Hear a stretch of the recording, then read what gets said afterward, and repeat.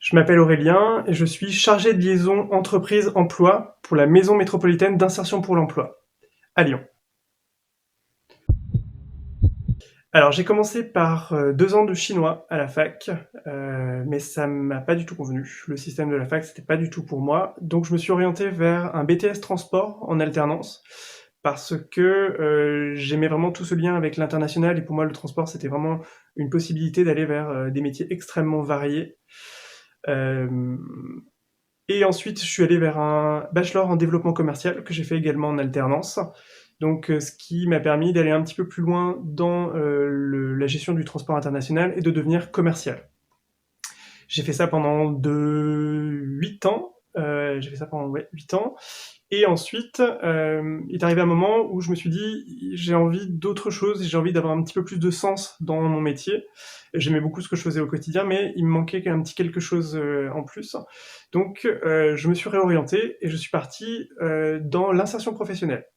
Donc, j'ai fait valoir des compétences que je pouvais utiliser ailleurs, donc en management et en développement commercial. Et je suis arrivé dans une association d'insertion qui aide du coup les gens qui sont assez éloignés de l'emploi, qui n'ont pas forcément de formation, qui parlent pas forcément très très bien la langue, à trouver un emploi plus facilement. J'ai fait ça pendant 2 ans et aujourd'hui le poste que j'occupe depuis à peu près un an, donc je travaille pour une structure de la métropole et aujourd'hui j'accompagne des entreprises dans leur recrutement d'une part pour leur faire prendre conscience qu'il y a tout un vivier de candidats possibles du côté de l'insertion professionnelle, du handicap notamment. Euh, et voilà, je fais aussi de l'animation du territoire par différents événements qui sont toujours liés à l'emploi et à l'insertion.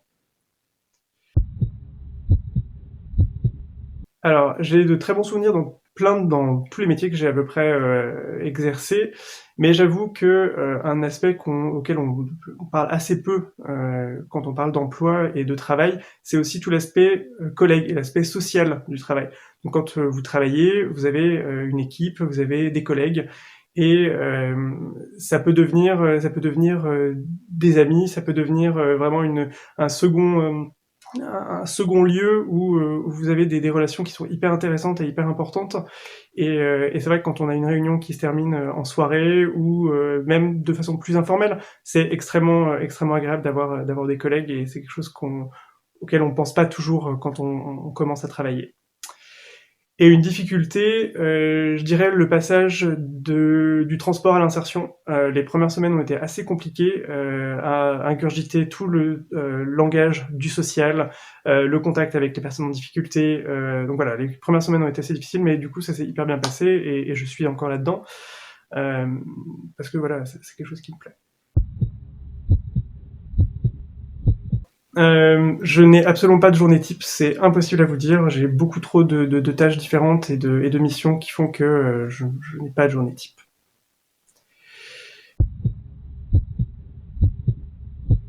Euh, L'autonomie et la créativité qui me sont données, donc j'ai vraiment carte blanche pour créer, animer, recruter de façon différente, euh, créer des événements qui vont être soit pour les publics en demande d'emploi ou pour les entreprises.